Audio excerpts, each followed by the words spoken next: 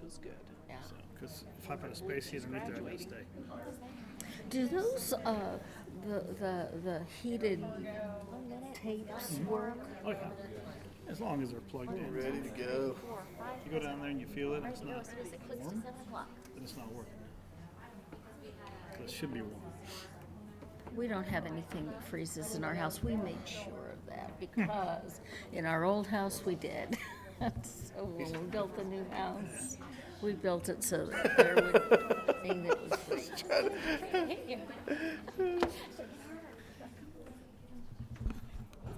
Oh yeah, it's 7 o'clock. Good evening. It is 7 o'clock, and I'm going to call this meeting to order with 5 board members present tonight. Please stand and join me in the Pledge of Allegiance. I pledge allegiance To the flag of the United States of America and to the republic for which it stands, one nation, under God, indivisible, with liberty and justice for all. Oh, mercy. Is there a motion to approve tonight's agenda? So moved. Second? All in favor, raise your right hand. That passes 5-0. We do not have a consent agenda tonight, nor do we have any comments from the public. So we'll move right on down to reports and presentations. And we have ORC presentation from Mr. Bruner. Good evening. You have my report. This is kind of our annual report we like to show you. Over to the left, you can see the program numbers for 2018 compared to 2019. You can see our adult leagues are up. Those are your adult sports. We do volleyball, softball, basketball.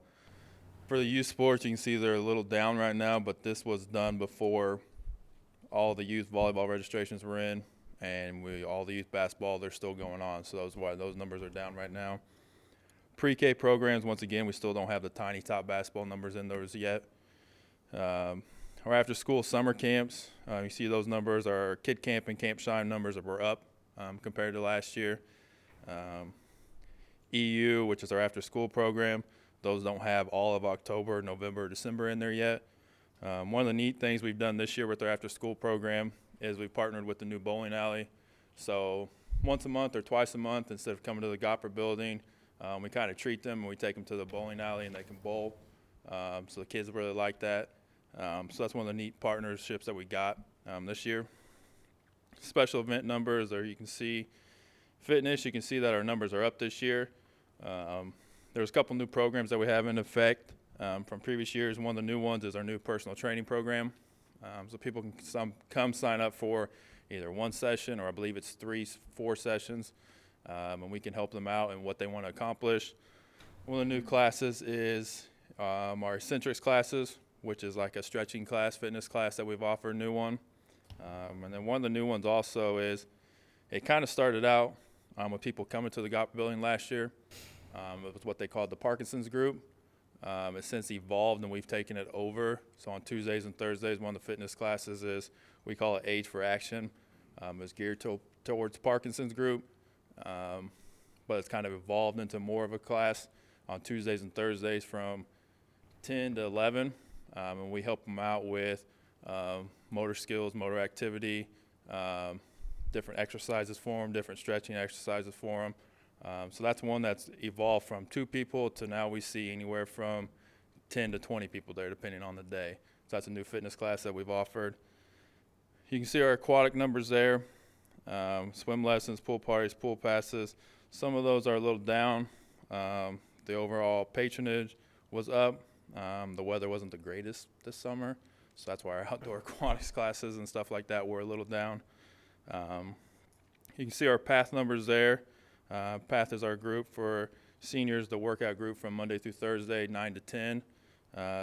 You can see we're probably going to surpass that number pretty quickly. We've seen those numbers increase as well. The attendance numbers there, you see the number of pass cards we've sold, but you can also see our daily attendance there. So our daily attendance is up. That does not include rentals or attendance for the programs. Those are just people coming in, walking, working out upstairs. We don't track those numbers, don't include if someone rents it out for a baby shower, a birthday party, or if someone's coming for a practice there. You can see our rental numbers for the facility. They've increased by a lot there. We went from 55 rentals to 83 rentals as of October 14th there. Some of the other stuff there is our partnership with Ottawa Middle School for the intramurals instructional for volleyball, girls basketball, boys basketball. We still help them out with that. They also, the partnership there, help us out on Saturdays during our youth basketball season for an extra gym. It's right there and close by if we need an extra gym for that, for our games. Our Lincoln Elementary partnership as well, utilization of their gym for either adult volleyball if need be, youth basketball or youth volleyball practices. The Ottawa High School partnership there. We do have some of those students come over, a part of your, I believe it's your life skills class maybe. They've been doing this for 2, 3, 4 years there, and they'll come over in the afternoon, help us out, clean some windows, clean some equipment, do some laundry. They'll help us out and they come over there. Also, on our end, maintain the fields for the baseball, softball for the high school.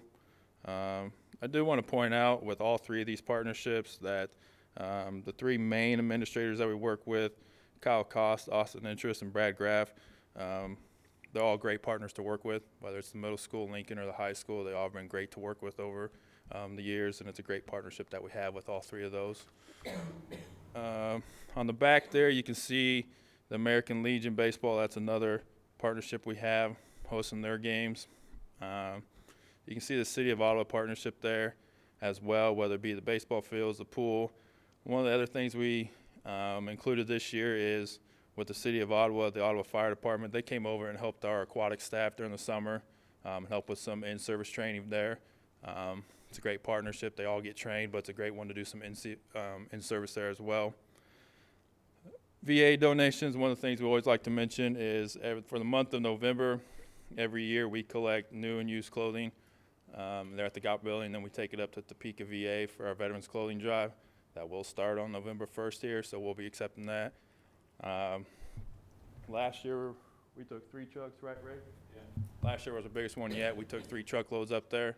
So it's something to give back as well. Some awards here this past week or two, whenever it was. We were voted the best community gym fitness center from the best of the best, as well as best customer service for the Ottawa's best of the best, Ottawa Herald's best of the best. Some community outreach we do. We do have 2 ORC representatives on the Play City Task Force. Helps with the community play day. This year we helped with the Team Park Back to School Bash, as well as the Team Park Agility Course Build.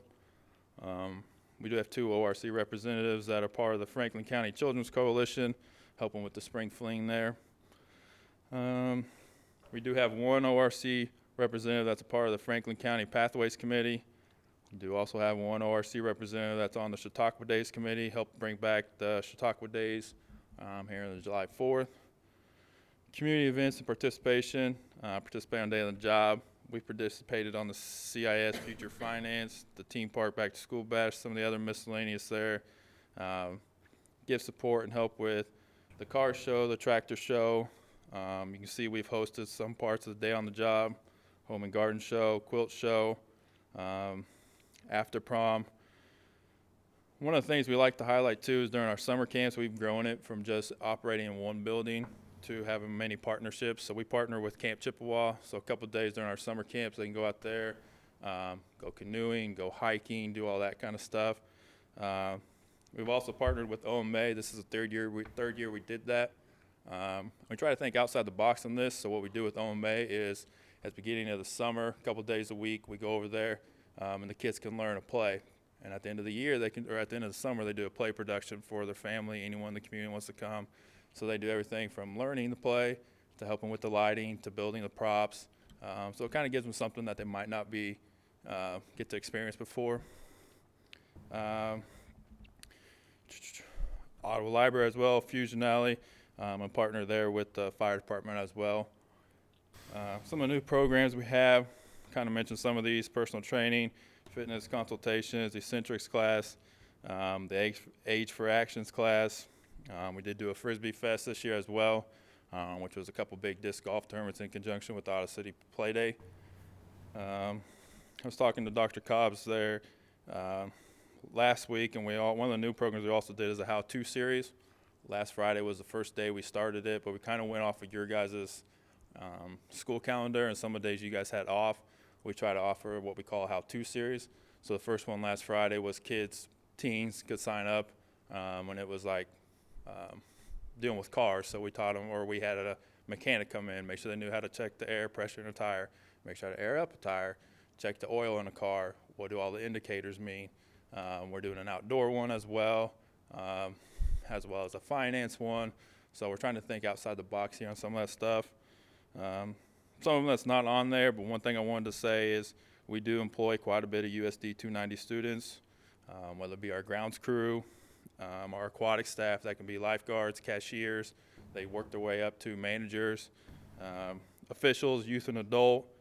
Our after-school program, we have one young lady who helps with our after-school program right now, as well as our front desk. Normally have 2 to 4 of them that come to us for our front desk that are from USD 290. Currently we have 2 right now that are USD 290 students. So yeah, those are our program numbers as well as rental numbers and all of our community partnerships. On the youth sports, all right, that's about a 22% drop from last year to this year. What do you think are some contributing factors to that? I would say some of that has to do with traveling league. That's going to be part of some of it. Some of it is because some of those numbers aren't quite in there just yet. One of the things we've tried to do, for instance, with our we'll take baseball and softball because that was the first one that came to mind. Because the traveling leagues are some of the issue there, we try to give those students or those kids that play our sports an opportunity to travel as well. So even though they're rec base, they can go play West Franklin or Princeton, Osawatomie, Lewisburg. And what we've seen is we kind of branched that out too with our flag football is another good one. West Franklin, Williamsburg, some of them came in there. So we're trying to get them experience as well. But I would say that's going to be one of them is travel ball, as well as some of the numbers. Some of our stuff isn't in there quite yet. Any other questions or comments for Mr. Brunner? Well, thank you so much for all that you do, especially with your work as liaison with our different staff at the schools and administration at the schools. And thanks to you and the board for making this such an integrated part of our community. There's obviously, ORC is related to so many different facets of that, and I think that's fabulous. So thank you so much, and thanks for coming to present to us. Chad, as always, I appreciate our partnership as well. Thanks for coming in tonight. Thank you. Appreciate you. All right. We are moving on to section 5.02, which is our audit presentation from Mr. Mays. Good evening. Good evening. If you have I guess you have it up there. The audit report is on page, or at least it's our part of the audit. It starts after the table of contents, and it's our opinion on the financial statements. First, we tell you what we're auditing, which is the school district. Also, that management's responsibility is to make sure that the financial statements are fairly presented in accordance with Kansas Municipal Audit Guide, which is a little different than generally accepted accounting principles.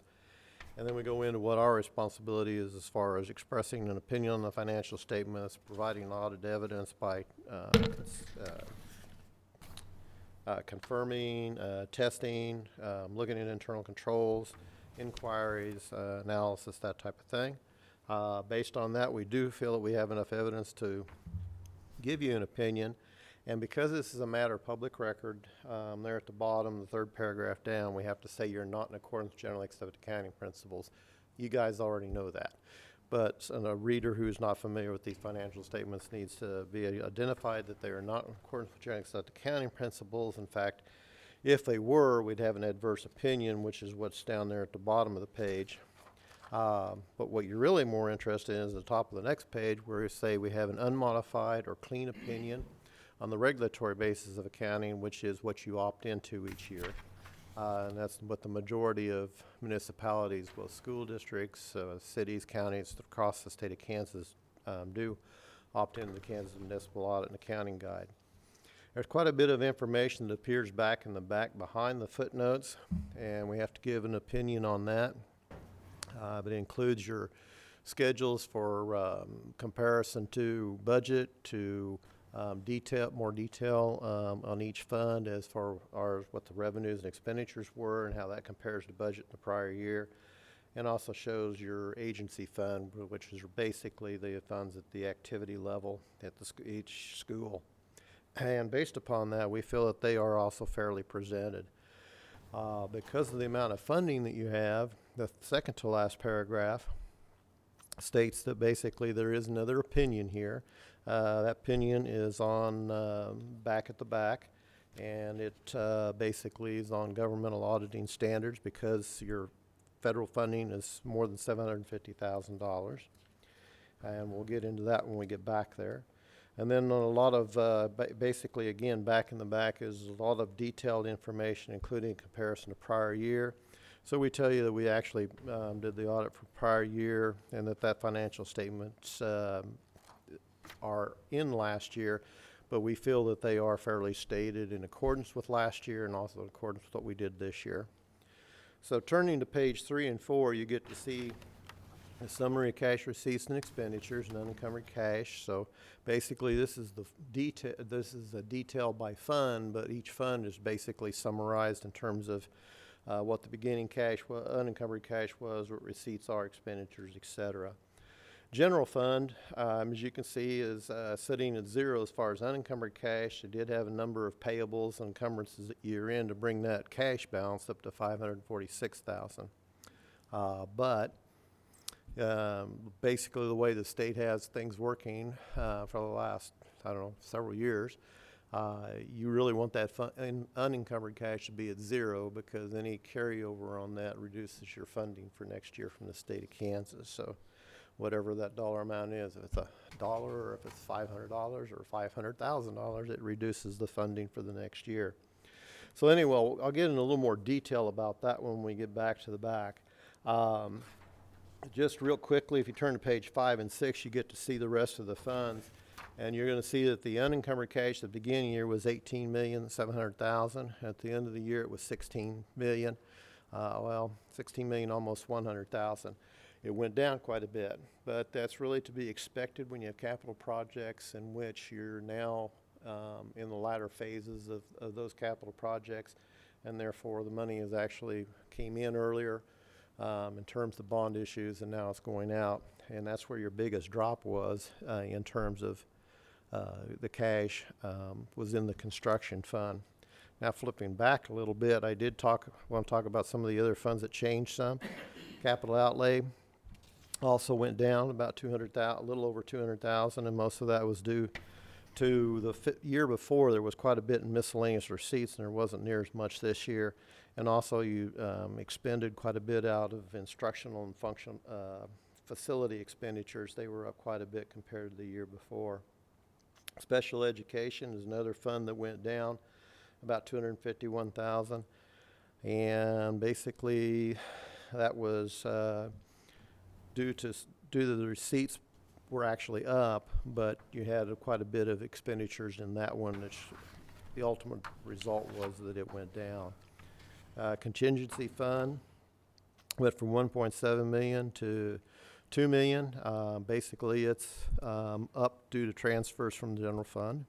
It also had a transfer out to the textbook fund, which is the next one that changed quite a bit, and it shows that transfer of about $300,000 into it, but it also had quite a bit of new textbooks that it bought this last year, so that's why it went down overall by $132,000. On pages 5 and 6 again, another fund that's up from the year before is your bond interest fund. It's up about $518,000, and really the receipts were about the same for this current year, or the year that we're doing the audit for. What was down is basically the payments on the bonds. It's one of those, as we get back in the footnotes, you're going to see it kind of goes up and down, and I think next year it goes back up again as far as what's owed in principal. So you kind of might expect it if the receipts to stay the same, that that fund will actually go back down again. And we already talked about what happened with the construction fund. As the projects continue to wind down, you're going to see more and more of that. In fact, you had only 697,000 of money that hadn't been encumbered yet. But if you look at the encumbrances, they were 5.8 million, leaving a cash balance of 6,500,000. We spend quite a bit of time on that particular fund because of the dollars that are involved there, and looking up and making sure that those encumbrances make sense.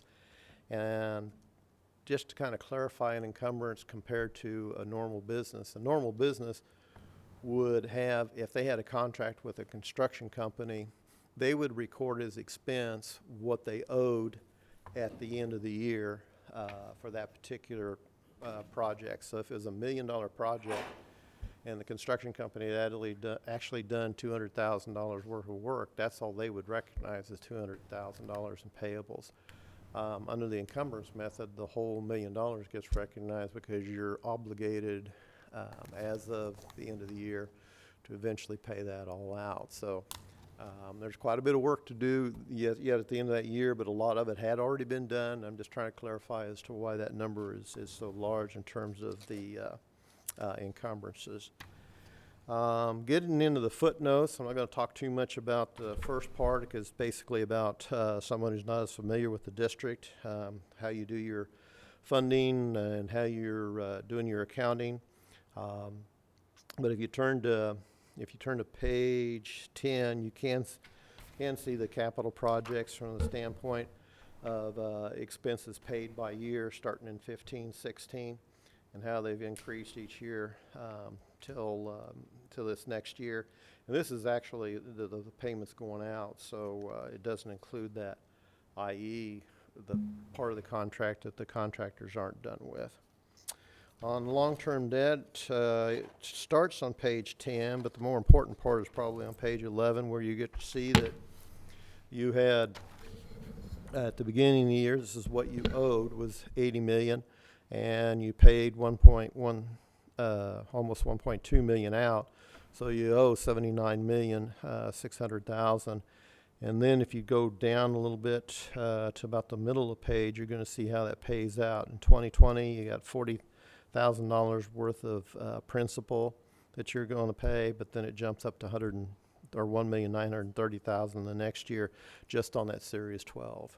And some of the rest of them don't come into play. Well, 2013 you actually pay $1.6 million next year, and then it kind of drops down to zero for a while and comes back up afterwards. So there's going to be a lot of kind of up and down as far as that bond fund. It goes over the next few years, I believe. But it does have a good, healthy cash balance at the present time. Page 14, there is one new footnote in here. It's not overly significant, but I did want to bring it to your attention. It's about, it's the third paragraph on page 14, and basically it's talking about the 1% under the CAPERS plan. It's for insurance, long-term disability and life insurance, and the fact that that is another plan that's out there that some of your employees are in. Then we get into defined benefit plans, the CAPERS, and on page 15, as we've talked about in the past, they want to spread out this liability. So basically they're saying that you owe $23,434,839. Again, there is a ton of calculations that go into that. It's assuming that person A is going to come to work for you, that they're going to work for you the entire time that they're here. When they get done, that they're going to live to a certain age exactly, and then they better pass away or else, with the way they calculate it. So anyway, there's just a lot of things that go into that, and of course it's the biggest problem with the CAPERS fund is that the state keeps playing around with it. In the paragraphs before that on page 14, you can see that on 2 occasions they've decided to underfund it, and then they decided that they would make up that underfunding over a 20-year period. Well, that's the problem with that is people are drawing out. Well, they haven't put all their share back in because of what they haven't put in.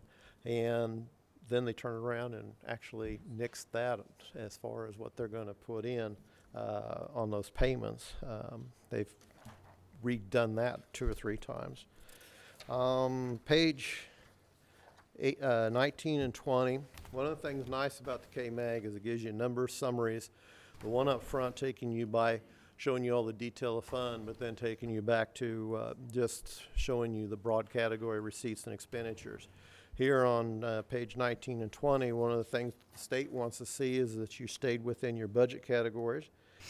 So what you expect to see is either a 0 or a bracket in that far column where it says variance under budget. If it's over budget, that's a budget violation, would actually have to be pronounced in the footnotes as to why that happened. A couple of the columns that might not make quite so much sense is, well, the first one is certified budgets, which you're the ones that spend most of that time working on and getting the numbers down. The next one is over as the state saying, well, you did what you want, but this is what it's going to be, by them telling you that they're reducing your budget by $600,000 in the general fund and almost $200,000 in the supplemental general. And then we have what we call budget credits, and basically anything that wasn't budgeted for in terms of revenue, so federal grants, reimbursements, donations, that kind of thing, ends up actually being a budget credit back. So that gets added back, and that's how we get to the numbers we do as far as what the actual budget number is compared to the actual expenditures.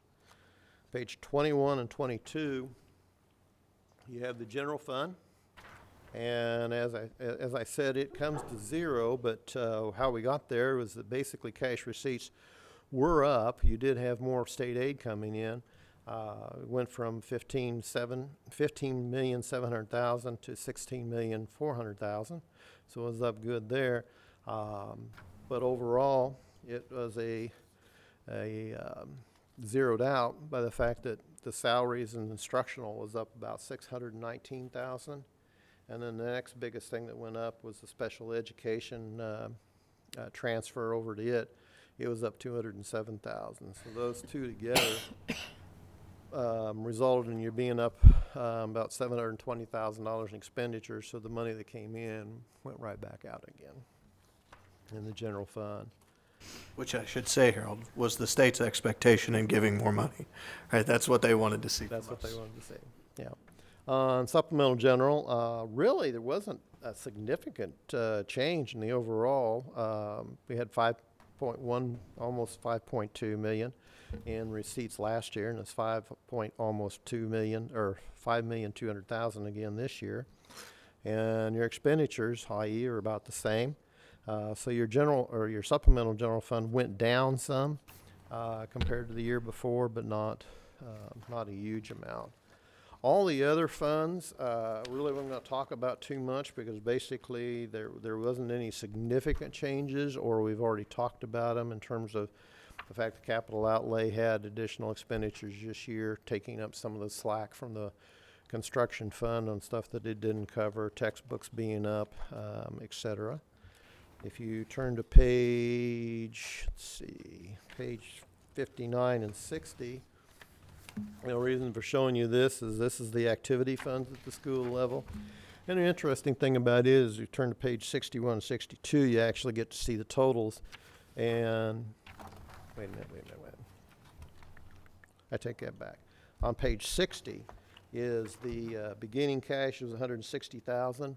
End of the year at $152,000. Well, that's quite a bit of cash, but nothing compared to what the other funds were. But it almost had $410,000 receipts and $416,000 worth of expenditure. So it's interesting that there's quite a bit that runs through those activity funds. Page 61 and 62, which I started to mention, are actually the funds out at the school level that actually belong to the district. They're district monies, athletic fees and that type of thing that have been collected, but not actually brought back into the main office. They're actually sitting out at these school districts or at the school buildings. Page 63, you're required to have an audit, statutory basis wise. So even if you didn't have a lot of federal funding, you'd still have to have an audit. But you also get brought into that by the fact that you have over $750,000 worth of expenditures in federal grants, and yours was $2,028,900 this last year. So That's the reason why, and we spend quite a bit of time in terms of compliance testing and auditing on those grants, which is a requirement by the federal government. Page 66 and 67 required us to give an audit opinion based on governmental auditing standards, which are a little bit different than generally accepted auditing standards, which is what we would do no matter what. And basically, they want us to look a little bit more at internal controls in terms of the financial reporting and compliance.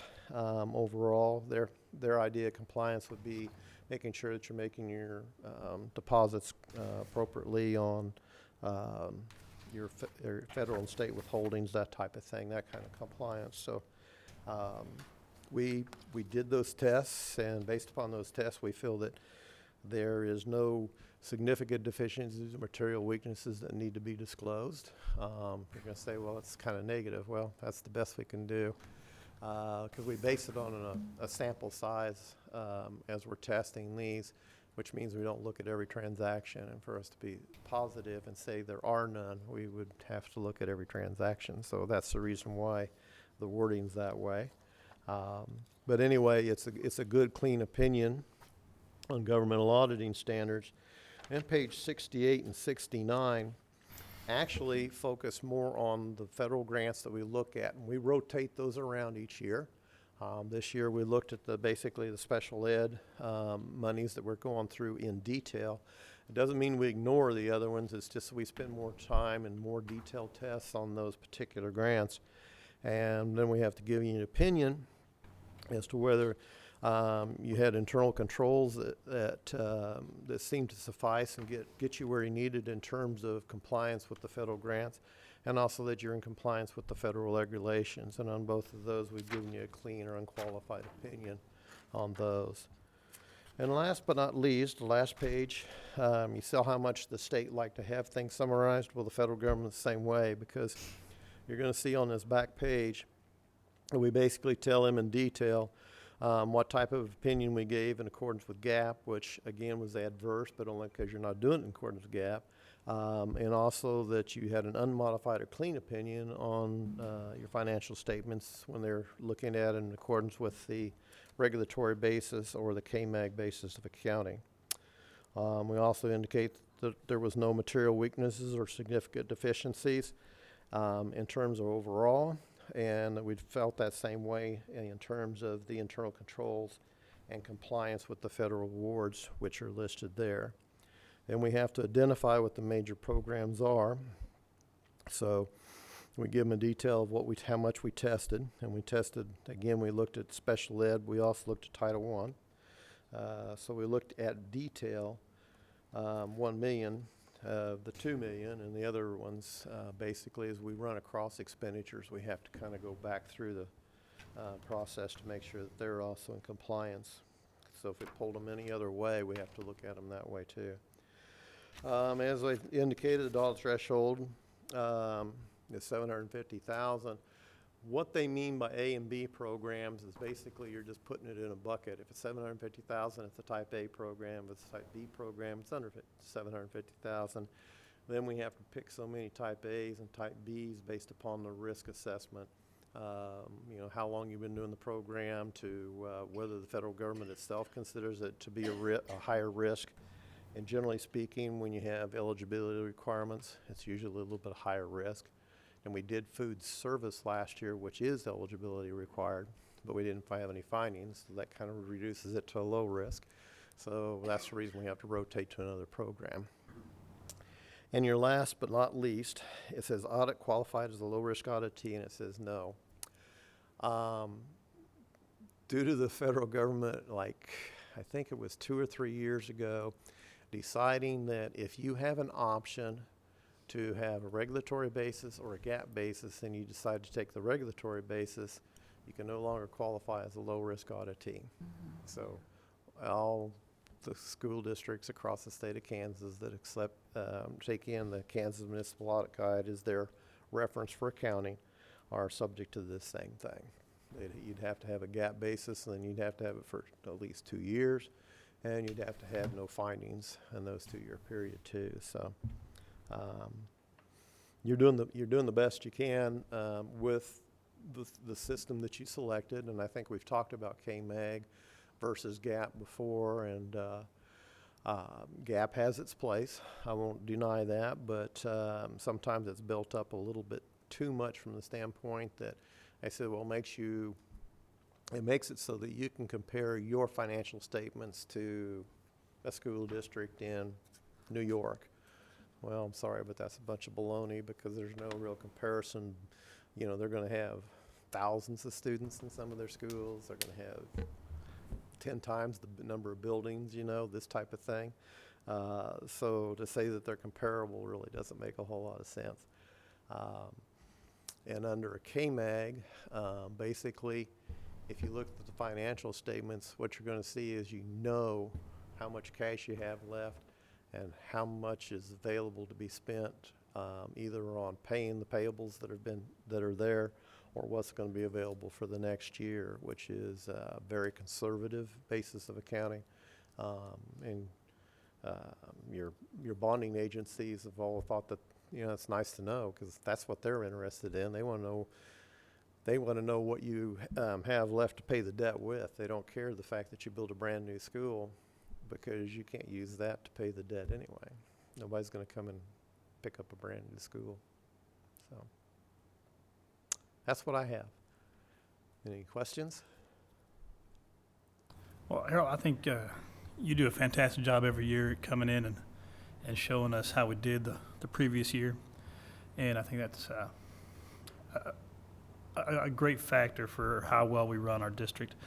And to Terry and her group and how well we kind of budget everything, as well as our building administrators and our district administration, and keeping the budget in check.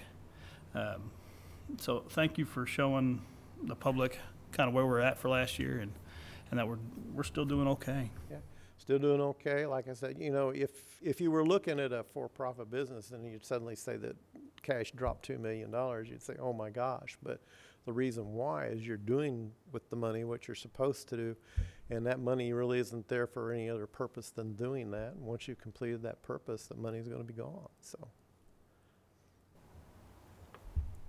Any other comments or questions? Thank you. Thank you very much. Appreciate it. Thank you, The only other Harold. thing I would like to add is that I congratulate or want to speak highly of you as part of the board, from the standpoint that this has got to be at sometimes a very frustrating process to go through all the hoops to get a budget that you think's going to work, only to have the state tell you that it's different. That just blows me away every year, because it's like, you know, you're the ones that are running it, you know what's going to go on, and yet they turn around and tell you, no, you're going to change it. And I've done auditing for school districts for a lot of years. I've never seen that be a positive number where they've increased it. It's always been a negative number. So, thank you. Thank you, Harold. Thank you. All right, we are moving on to section 5.03, board reports. Who would like to start? You know, I thought the Wall of Honor went really well. It was good to see some of the former inductees, and always good to chat with them and learn about some of the great things they've done. I'd like to congratulate the 3 inductees that were inducted this year, so well deserved. Anyone else have anything to share? I went to the middle school site council. I think one of our big issues is trying to find a place big enough for that class to have graduation. It's a big class, 225 kids, so I don't know if Mr. Stoltenberg's found a place yet, but we had some Just as a means of comparison, if you're struggling to try to figure out exactly what an additional 30 students looks like, think about, typically we have about 180 some odd students that go through promotion, and that place is packed to the gills. Mm-hmm. So not only are you talking about adding another 30 students, but you're probably talking about adding another 200 parent or other family member group. That is far more capacity than that gym can hold. So we have several conversations going on right now in terms of where we might be able to house a promotion this year for 8th grade, one of which would be the OU Chapel. It was a place where we've had promotions in the past, way back in the late 80s and early 90s. I believe that most of the 8th grade promotions were there when the building was downtown and there wasn't a space for that. But there have been some remodeling done at the OU Chapel. I don't know that the seating arrangement is the same as it used to be in terms of its capacity. So we'll continue to look and monitor and find the best opportunity for us for 8th grade promotion this year, so we can make sure that everybody can see it live and we don't have to have groups that are sitting in a place where we're streaming the event and not be able to be a part of it with their families. And yes, the PAC will not hold that many people, so that's out. No. Yeah. I mean, the other option, which I'm really not a big fan of, would be splitting the graduating class in half. But I'm not a big fan of that because they've all worked together to get there and they should be promoted together. But an option. Anyone else have any reports? I went to the OHS Site Council meeting on the 17th, and Mrs. Whitaker discussed with us the ACT scores, which have gone up over the last year, the positive response to the cyclone hour that is happening, and then looking forward to student-led parent-teacher conferences in the spring, which is something different that the high school is doing, which should be exciting to see. I also went to the Wall of Honor banquet, and Brian was there, Linda was there, Shanda was there as well, and we certainly welcomed the new inductees, Mr. Dietz and Mr. Cohen and Mr. Kissinger. I think that was about it. Yep. So. All right, up next we have an item that we do need to take action on, which is 6.01 Eugene Field logo presentation. Dr. Cobbs. You guys have seen this several times through the updates. The importance of this stems from the building at Eugene Field continuing to be an overall building of Eugene Field and not being the piece that it tends to be recognized now, which is Engage. It actually houses all of our alternative programs and also oversees the program at the Juvenile Detention Center, which is mandated by the law at this point. Considering that we house the facility there, it's something that we have to accommodate and provide. We also have our adults program there. We have the Ottawa Learning Center, which is our alternative school there. We have the Ottawa Virtual Learning Program there, and we have Engage that is housed there. So a lot of different programming totaling well over 100 students throughout the year that work through this building. And part of what it is really, as you see in the logo there, it is about creating new beginnings for those kids, making sure that we provide them with the knowledge, the skills, and the behaviors in order to be successful in life moving on from there. But this gives a unity to the entire program, the entire building that is Eugene Field, and all of the programs that work within it, instead of individualizing each one of them and creating a silo for each individual program. Any discussion? Who created the logo? So I believe was Miss Briggs, right? It was Callie Mongol, a senior at the high school. So Mrs. Briggs collaborated with the kids in Mrs. Fisher's class, and ultimately, I believe it was Callie Mongol's final copy that was selected. And I know like the kids created something, sent it to her staff gave feedback, and they worked through that process together. Okay, just wondered. Is there a motion to approve the logo? So moved. Second. All in favor, raise your right hand. That passes 6-0. We have an addition to our board here, Mr. Wingert. Hello, welcome. All right, moving on to section 6.02, neighborhood revitalization presentation. And again, we will need to take action on this as well. So late last month, I received the notification of the revitalization proposal from the City of Ottawa. There are really three different components to this. There is one that is the renovation to family dwellings. There is one that is the construction of family dwellings, and then there is one that is the commercial dwellings. So three different revitalization projects totaling, I think, about 20 different addresses. The commercial pieces you will recognize as M&M Sports Shop downtown, which is, I believe, on 3rd Street, as well as the building on 401 South Main, which is Josh Walker's building that is getting ready to open up this week, which would be fantastic. And then there are a number of homes, both for renovation and new construction, listed there as well. The reason that the school is asked to approve this is because ultimately it affects our taxation and the amount of money that comes into the district. Ultimately, what it means for us is that, yes, we will see a slight decline in taxes, but over the course of time, as we see improvements to these homes and different dwellings, then we will see an increase in valuation because of their increased property value. So in the end, it actually benefits us quite a bit to go ahead and approve the Revitalization Act proposals. Do these need to be presented separately, or can we do them all as one? I think you can approve them all as one.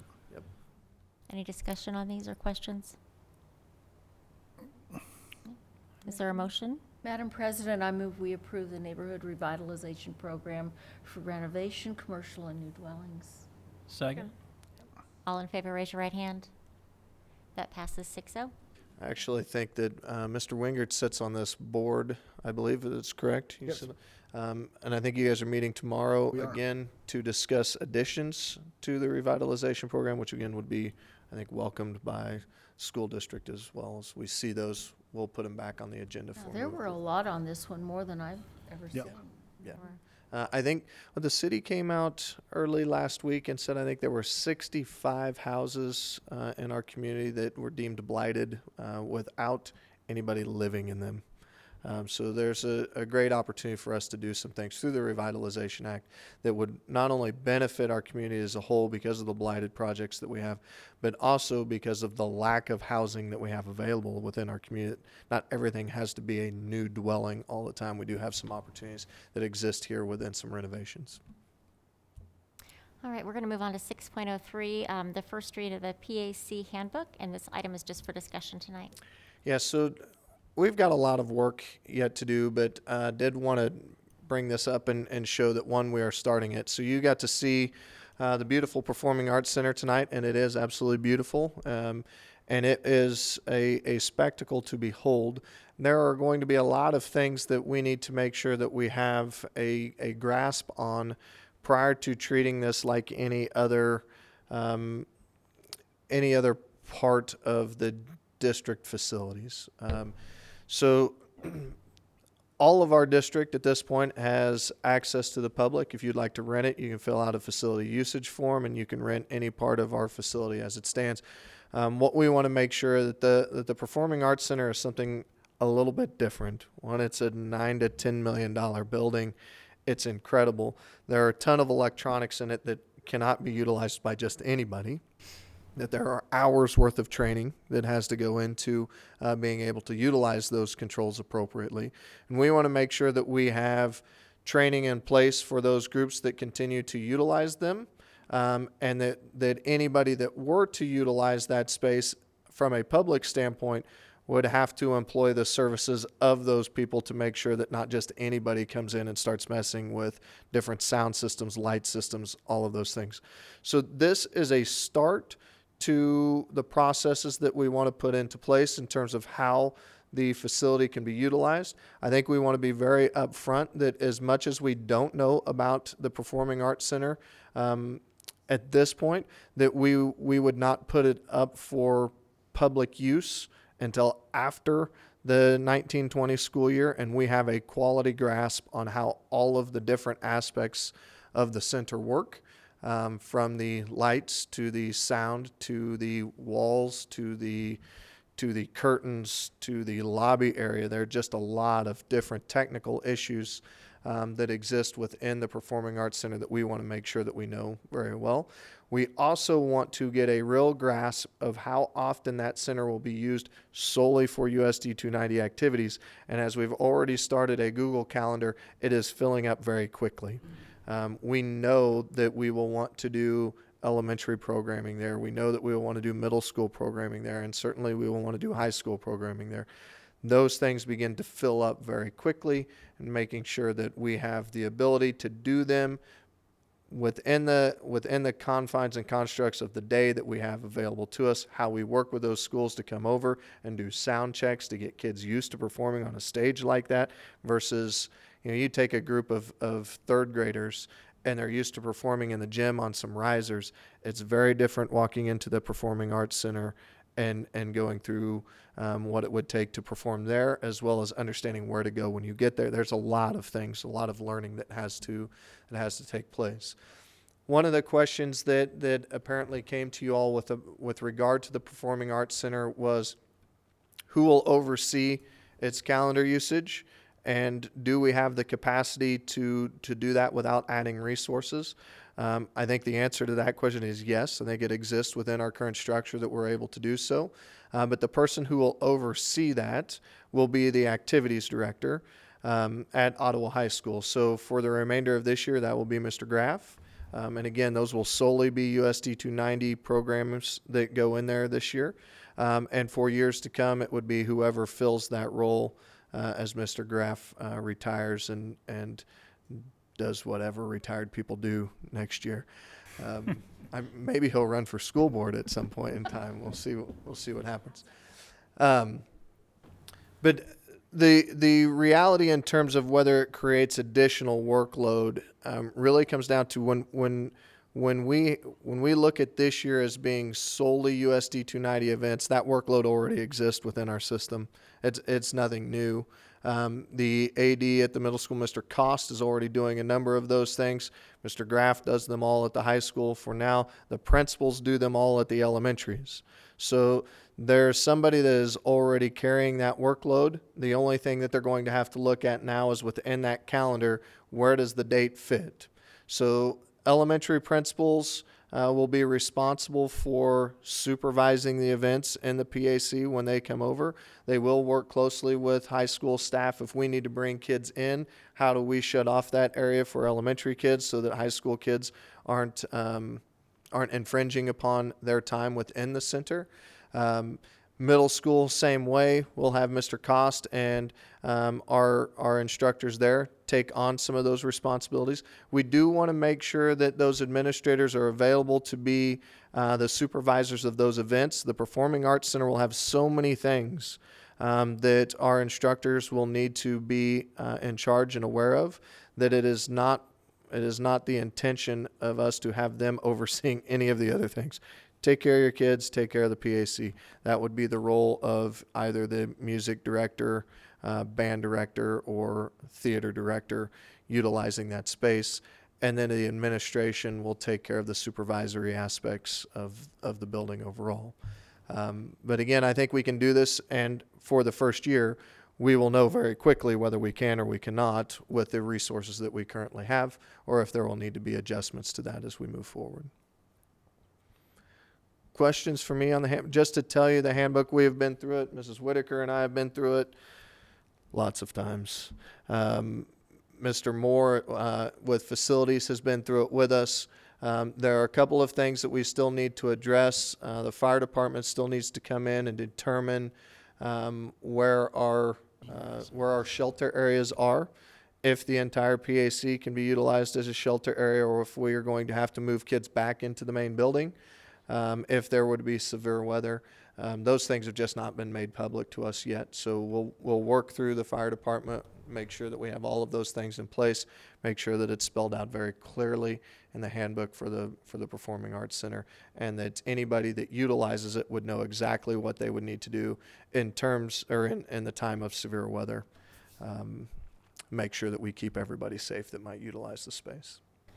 So this is a work in progress. Absolutely. And it will change when all the what-ifs are answered. Yes. So this is not something we'll be voting on soon? Probably not still for a month and a half, maybe close to maybe in January we may bring it up again. I wanted you to see it if there was anything that you might have questions about. For instance, Harold brought up a question today about facility guidelines that we had mentioned in there. Ultimately, those things are set that is the facility usage form that we currently have.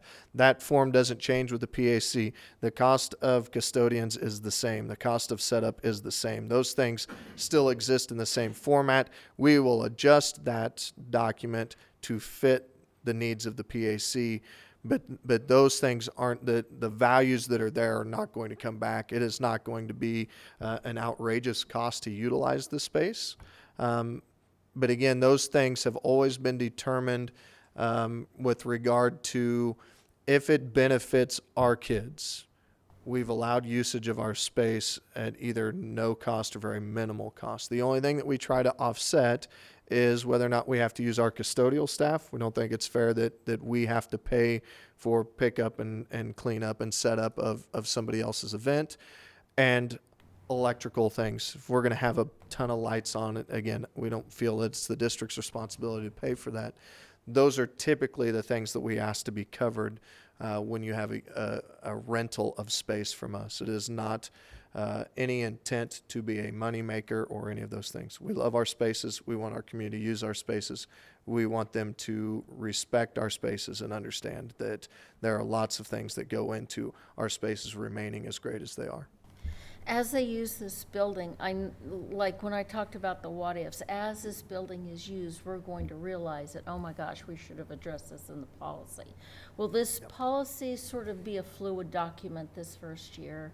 I would really like to see it be more like our strategic plan in that we are constantly modifying it and really taking a look at, did this work, did it not work? And we won't really know all of the ins and outs until we start allowing public usage of it, but we should know a heck of a lot more by the time that we get elementary groups in there, middle school groups in there. It's one thing when you have an entity that is attached to the high school, and high school people can be very fluid moving in and out of it, and we can work through some of those things. Something very different when you have to begin to cordon off a section of a school to allow outside usage, and by outside usage I mean if Lincoln is coming over to do something, we want to make sure that all of those kids are secure in that space, that our students at the high school do not have access to them during that time unless that access is warranted and granted, that we have kids working together, whatever it happens to be. Those things are very different. But if what we're talking about is that in the course of the day they need a dress rehearsal for their 5th grade, whatever, then we can block that space off, make sure that they have access to the things that they need without high school staff being present to do it. How do we work with those kids that are going to be in charge of the sound system and the light booths and those things? How do we give them the opportunity to be in there during that time, possibly missing some instruction, but ensuring that things go off without a hitch within that performing arts center? It is an incredible space, and it will be utilized a ton. We want to make sure that we have everything in place that we need to not only continue to have it be an amazing space for this year and 5 years down the road, but for 20 years down the road and 30 years down the road, to have it still be the amazing space that it is today. The only thing I was thinking about was someone brought a pet in today to the office and they had an accident in my exam room. Couldn't do it in anybody else's. But anyway, be that as it may, I was thinking about donkeys at Easter and Christmas and, those type. Sure. I mean, I don't know. There isn't anything about animals. No, because I know we have service animals and. Right. We have some policies about animals that exist in the building currently. And we can refresh those and make sure, and I'm glad you brought it up because we probably need to be very explicit within this policy. It says no food and drink. No animals. No food and drink and smoking, but so there's nothing about donkeys. The law would indicate that we have to allow service animals. And that's something very different. But it does not indicate that we have to allow anything else. So we can make sure that we address the animal piece and be very explicit in our statement that animals are not allowed, the exception of service animals. And we can identify, I think it's under ESSA that identifies what we have in there, or IDEA. So we'll provide that information in there and make sure that we have it very clear as to what our expectations are. But also, as you brought up, no food or drink. Would not allow food or drink in that space either. Any other questions or comments for Dr. Cobbs regarding the handbook or the PAC?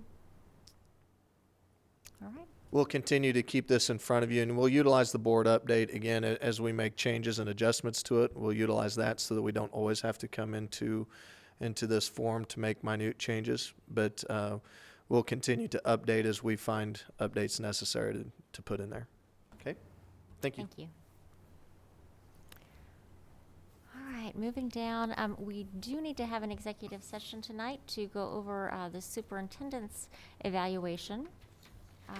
We need to meet, and then we need to have Dr. Combs come and join us after we have that completed. Do we need to go into two separate executive sessions, or? Yes. Okay, so the first one, I would say 15 minutes for the first part, and then we'll come back and go into the next one. If somebody would like to make a motion reading the statement.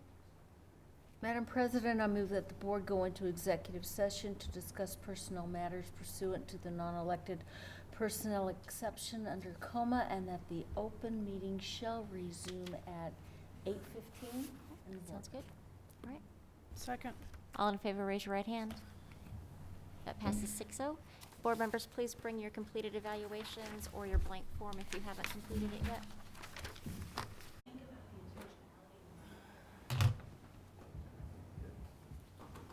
Since we were rudely interrupted by Dean. It's the law.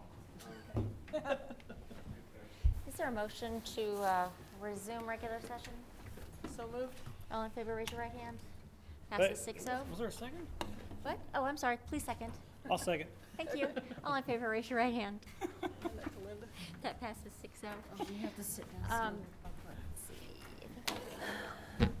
We do need to return to executive session for the purposes of discussing superintendent evaluation with Dr. Cobbs. If there is a motion to do so, reading the action statement again, please. Somebody else want to do it? You're getting so good at Oh, it, I'm Linda. so good. How long do you want? 10 minutes? 10. I move that the board go into executive session to discuss personnel matters pursuant to the non-elected personnel exception under coma, and that the open meeting shall resume at 8:30 in the boardroom, and that Dr. Cobbs be invited. Second? All in favor, raise your right hand. Passes 6-0.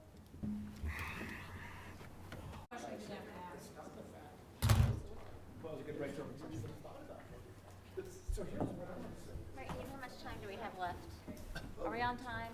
Yeah. Are we good to resume? You have 1 minute. Okay. Well, I'll actually wait till everybody Man. gets seated maybe before I, Yeah, exactly. Yep. Who are your very similar events? Madam President, I move that we come back into open session. Second? All in favor, raise your right hand. That passes 6-0. You all have been provided with the personnel report. Is there a motion to approve the personnel report as presented? So moved. Second? All in favor, raise your right hand. That passes 6-0 as well. We are down to announcements. Just a couple of things. Remember that only 3 days in this week. Thursday and Friday are both PD days for us. Mr. Robinson, Miss Bybee, and I will all be gone beginning tomorrow afternoon. We're going to leave here probably around 3 o'clock to go to Chicago to accept the Cognitive Values Driven Award from our accreditation group. And ultimately, this is about being a bold and innovative school district, which is another opportunity for us to validate some of the experiences that we've had here. First Friday is this Friday at Neosho County Community College. I've not heard who is the speaker yet, but we'll go and they'll tell us, I'm sure. And then something that was awesome, and again, I don't know that we can overstate what Mrs. Steinbaugh has provided to Ottawa High School. But she put a group of kids together to participate in Night at the Lab, and they were ultimately the regional winners and will now participate in state contests. Ms. Whitaker, you want to? Just tell you, they came in every morning for 3 weeks at 6:15 in the morning to prepare for that. They met her every morning for 3 weeks at 6:15 a.m. Wow. Wow. So those three, Alden, Quincy, and Riley, all congratulations to them. They'll be moving on to the state competition November 18th and 19th at KU Med. And then, of course, postseason began this weekend. I believe volleyball is now out of competition.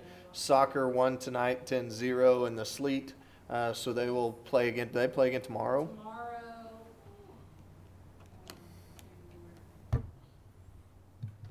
And then football is Paola this weekend At Paola? at Paola.